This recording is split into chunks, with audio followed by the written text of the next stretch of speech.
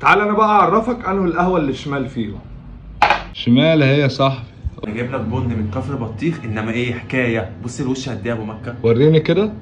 اعمل معايا الصح بقى، خد لك كميه. بس القهوه دي شمال يا صاحبي. شمال ليه يا ابو مكه؟ شمال هي يا صاحبي. واخد بالك انت ولا ايه؟ لا يا ابو مكه. واخد بالك ولا ايه؟ تعال بقى انا ادوقك التوليفه بتاعتنا. اهم حاجه في الموضوع كله البنايه النظيفه، وتوليفه نظيفه من ملك البن. معيار الطبيعي بتاعك معلقتين بن. السكر بتاعك على حسب الرغبه، انا هحط معلقه عشان السكر غالي قوي. شويه الميه بتوعك بقى، ولا تلج ولا بتنجان ولا نعناع. تقليبه حلوه بره الرماله، بعد كده تقليبه حلوه على الرماله.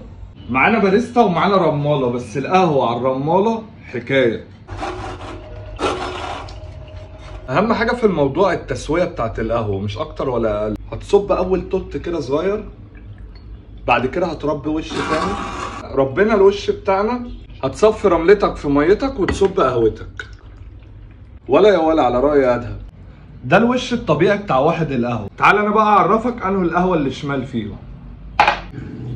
واخد بالك انت؟